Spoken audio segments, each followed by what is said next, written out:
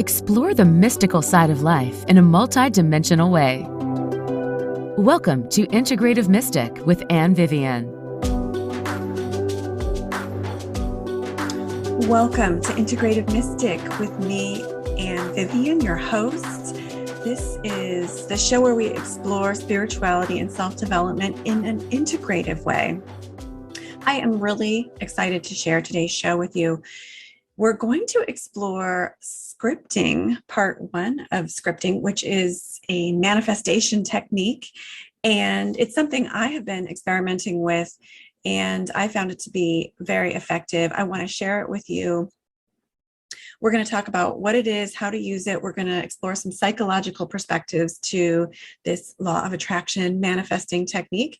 And next time we'll explore more of the metaphysical perspectives. And at the end of the show, we'll tune into the energy for the week ahead and pull some cards, and I'll share the Spirit Helper message of the week. Please don't forget to subscribe to my podcast, Integrative Mystic, on iTunes, Google, Spotify. Please leave a review. You can be sure and stay up to date with all of my podcasts by subscribing. I also post these on my YouTube channel, Creative Psyche Studio. Psyche is spelled Psyche. Let's all take a deep breath. Let's step into the multidimensional space. The multidimensional space in your heart. Feeling that connection in your heart space with spirit, feeling your heart beat. And remembering that all of the heartbeats of the world are connected with your heartbeat. All of the pulses and rhythms of the earth and the cosmos and the creatures are connected with you and your heartbeat. We are all one. We are all connected and pulsating in love together. So welcome. So scripting. What the HE double hockey sticks is scripting, Anne? Well, scripting is simply writing down what it is you want to achieve or create as if it has already happened. Scripting is writing down what you want to manifest as if it has already manifested. So a really simple example, my manifestation goal is to get a PhD in neuroscience. So if I were scripting this and using this technique, I would write down in the first person present tense as if it had already happened. I am so excited to have my PhD in neuroscience. It brings me such inspiration to look at my class of neuroscience students. I feel confident in the staff waiting room, receiving compliments and accolades from my colleagues for the groundbreaking, innovative research paper I just published. And I feel my shoulders drop back and my chin stick out as I'm just glowing with pride and confidence and excitement. I look at my Mercedes-Benz in the staff parking lot and I give thanks. So it's fun. You can tell I'm laughing as I'm saying this because it's fun to imagine. It's like we're writing a scene in a play, only it's a scene we're actually creating. And so that's basically it. It's pretty simple. And we're going to explore in part one of this little podcast series, we're going to explore some psychological approaches to what this is, why it's effective. And like I said, we'll explore some other more spiritual, metaphysical perspectives next show. So the truth is, writing down your goals, my friend, writing down what you want is going to give you a way better chance, just statistically, of actually achieving that goal. Dr. Gail Matthews, a psychology professor at Dominican University in California, put out a research study. She interviewed a few hundred people. I think it's around 700 people. And she divided them into two groups, those people who wrote down their goals regularly and those who did not. Guess what the difference is about goal achievement, regarding goal achievement? Well, 42% more likely to achieve goals. Those who wrote them down were 42% more likely to achieve their goals. I've seen a bunch of studies that show those people who write down their goals are way more successful, are just have again and again, they've replicated a bunch of research studies showing that, demonstrating that people who actually write down their goals are more successful, have more progress towards achieving goals statistically. And, there's lots of reasons why we can propose and theorize why this may be. I'm going to look at some psychological perspectives today, but of course there's metaphysical reasons. I mean, hello, of course, the law of attraction. If you're tuning into this podcast, you're probably familiar with the law of attraction, and like attracts like. We live in a vibrational universe. And when we focus on a vibration, we focus on a feeling, an experience, we tend to draw that to us. So of course there's that aspect.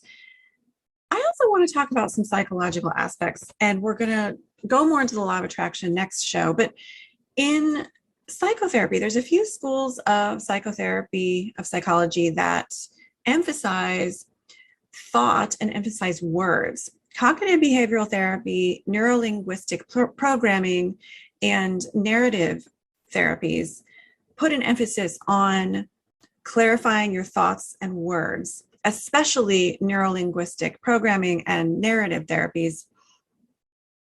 Those are psychology schools that put a huge emphasis on your words and word choice and how you communicate. So in cognitive behavioral therapy, there's a big emphasis on understanding your thoughts and thought patterns and beliefs and how that relates to your emotions and your behaviors, how they all interplay, how they all interconnect. And so if you can reprogram some unhelpful thought patterns, and sometimes some of the techniques in cognitive behavioral therapy involved words or writing these thoughts and thought patterns, you can reprogram what is tripping you up mentally, which has a huge effect on your mental health and your emotions, and choosing better, more functional or adaptive, as they say, thoughts.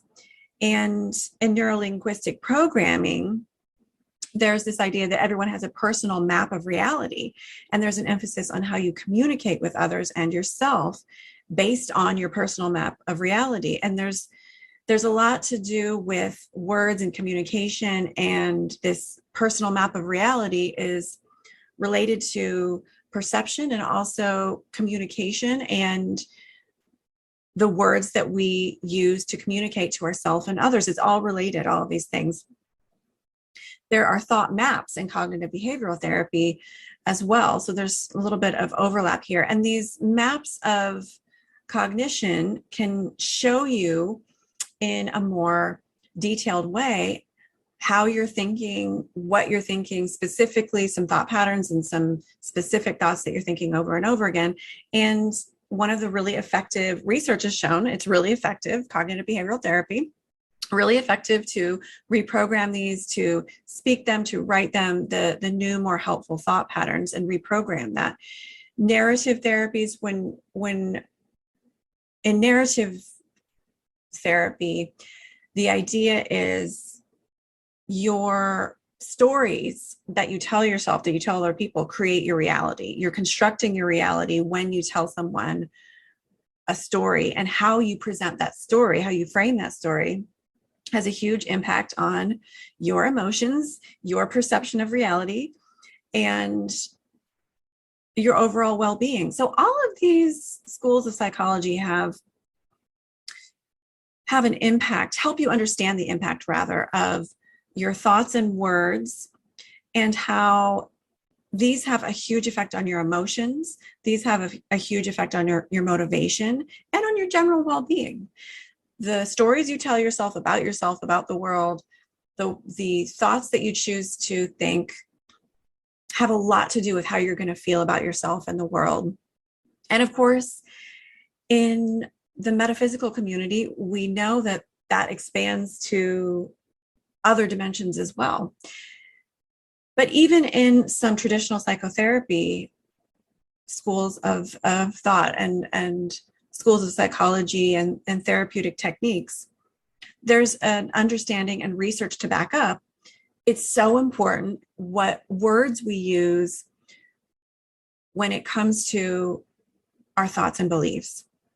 So writing down your goals is taking that to a deeper level and really helping you to clarify. When you write down your goals, it helps you to focus on your goals. Sometimes we're not even aware of what we really want or what we're really thinking until we actually write it down. It can help. So on a psychological level, it can help build excitement. It can help build more of an emotional momentum and excitement, which can lead to more motivation. When we can mentally imagine something, it can do a couple of things. But one of the things it can do is help us feel more excited, which can help us be more motivated to take those next steps and can help provide motivation that translates to actual behaviors and positive movement forward. Writing down our goals and dreams and desires actually helps to encourage accountability.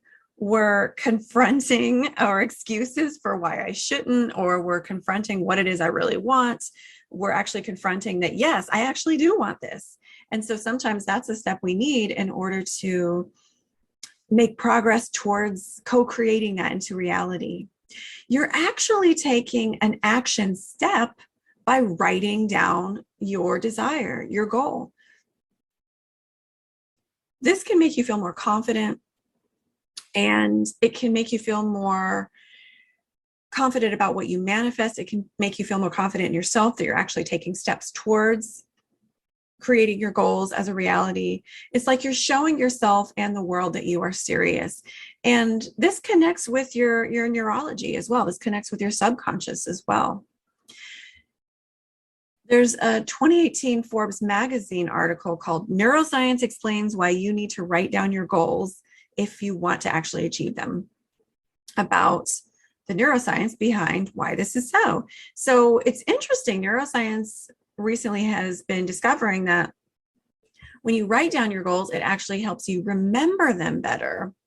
And, why does it matter if you remember them better? Because when you're remembering something and it's more at the top of your mind, you're more likely to pay attention to it. And when you're more, paying attention to it, you can focus on it and then take steps towards behaviors and actions to create that, make progress in the actual here and now physical plane. Also, your brain is encoding and processing the content that you're writing down on a deeper level, rather than just thinking about it. So as your brain is encoding it and processing it, there's these certain processes that are happening, and it helps to sear that content into your mind. And neuroscience is showing how this writing process creates that depth of cognitive processing that anchors it in your mind in a way that's more powerful, like I said, than just talking about it. So it's really interesting how there's different understandings of why writing down your goals, writing down your desires works. And the research is showing, it just does work. Also, when you write, you're activating both. When you write down your dreams and desires, you're activating both your left and right hemisphere.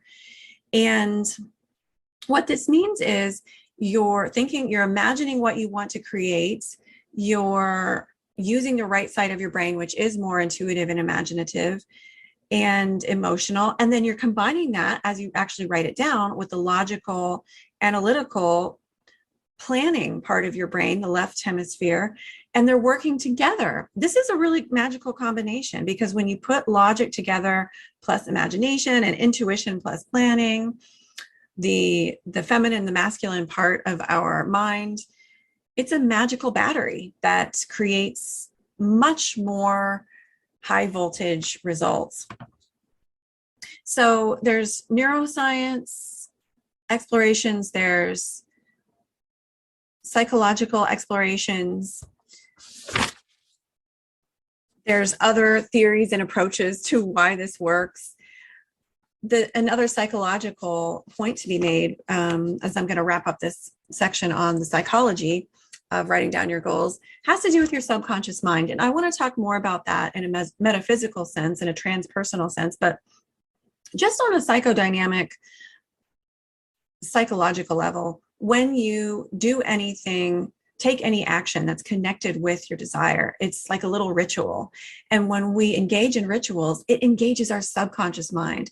And our subconscious mind is a powerhouse when it comes to motivation, when it comes to programming our beliefs, when it comes to our mental health. Working with that subconscious is imperative. So there's a lot of different ways to do that, but writing down your goals, dreams, desires is one way to begin to invoke the power of your subconscious mind. Imagining creative visualization does invoke the power of your subconscious mind, especially when you can get in a relaxed state and imagine what it is you want to create. You're invoking that emotion and you're connecting more with your subconscious mind. And in the goal achievement manifestation process, invoking and stimulating and engaging those emotions are incredibly important. So that's the psychological neuroscience little intro that I'm going to go over today for scripting. If you want to experiment with scripting, go ahead and start. I'm going to explore more of this next session and give you a little bit more guidance about how to do it, some ideas, different ideas for how to integrate it and practice it. I'm going to go ahead and switch gears so please tune in next show as I continue this exploration. It's very intriguing to me. Like I said, I've used it personally and found it to be effective. I've talked to other people who've manifested relationships and abundance and different experiences and goals in their life using scripting. So I've experienced and heard good things about it. We'll continue to explore it. I am going to share the Spirit Helper message of the week and tune into the collective energy.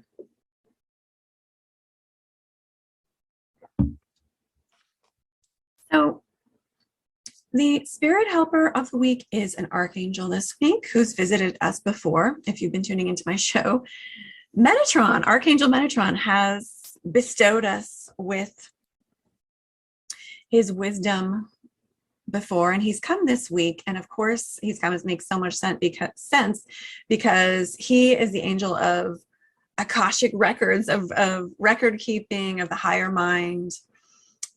And he's known as the voice of God.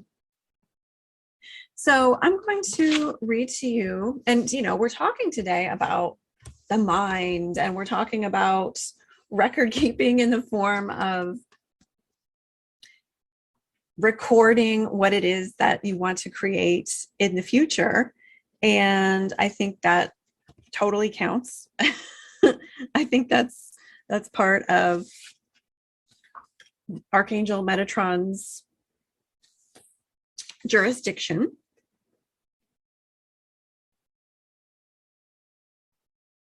And I'm actually looking up messenger of God. I think there's different interpretations of what Metatron means, but one interpretation of his name means messenger of God. So he's associated with spiritual understanding, writing, record keeping, organization, and also actually ADHD and children's issues. So attention, mind, higher mind, record keeping, writing.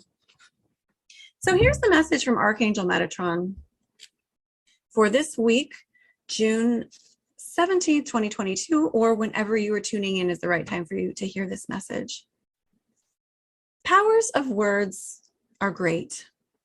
Words are the key to unlocking the powers to the mind in some ways. Words hold within them the power to understand patterns in thought and mind. As you understand your own thought patterns, You can create more intentional patterns, which create more intentional results and manifestations. And this is the true power of words. They hold patterns and subcategories of emotions and thoughts, which help work together in your mind to begin to invoke the powerful process of manifestation. Be aware as you choose thoughts, there are words that are more or less appropriate to hold the energy of those thoughts. This can help you to clarify in more detail what it is you truly want to create. Choose your thoughts carefully and choose how you want to word your desires with care and honesty. Do not be afraid to choose words that make you feel grand and leave space for something higher to enter. Understand the process of your mind and creation. Choose the words best suited to you to clarify your desires by getting in touch with how you really want to feel and allowing the words that most invoke the feeling to manifest in your mind. Manifestation need not be difficult. As you understand you are part of the process that creates thoughts into things, you can use your ingenuity to work with the flow of this outpouring into physical form that what you want to create. Start small and build on your successes. Remember that you have been given the opportunity and gift to create in this unique realm. You have the abilities to create masterpieces. Thank you, Archangel Metatron, for that message of the week ahead. I love that words have these patterns of emotions and subcategories of thought. There's so much subtlety in words, isn't there? And there's so many layers to what words invoke, and they might invoke in you a different feeling or association than someone else. But being really careful about what words you choose can help you use discernment and more intention in your creative manifestation process.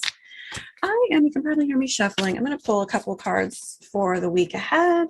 Spirit, what do we need to know for this week ahead? Ooh, we've got the Sun. Nice.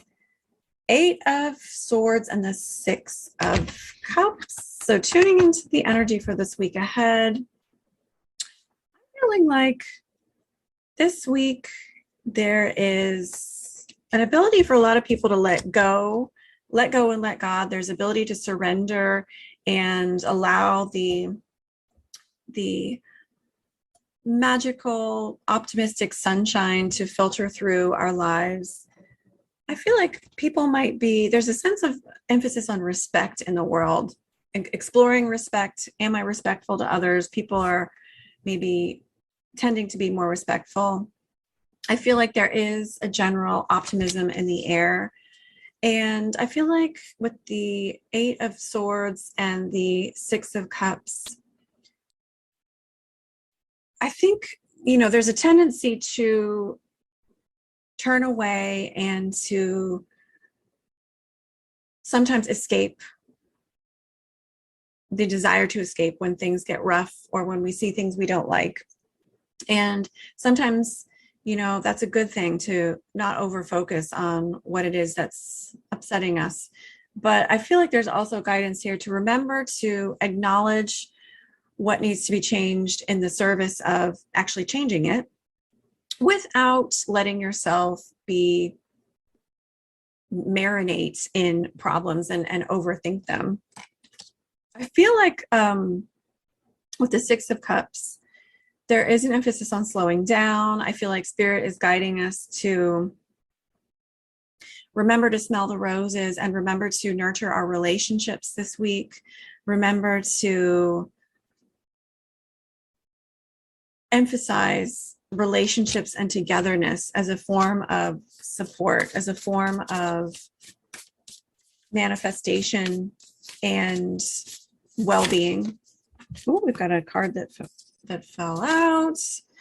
The Void, Embrace Winter, Great Cosmic Womb. I'm pulling from the Starseed Oracle. So we've got yin cards here with the 6 of Cups and the Void. So get in touch with your yin this week. The Sun is about to move into Cancer.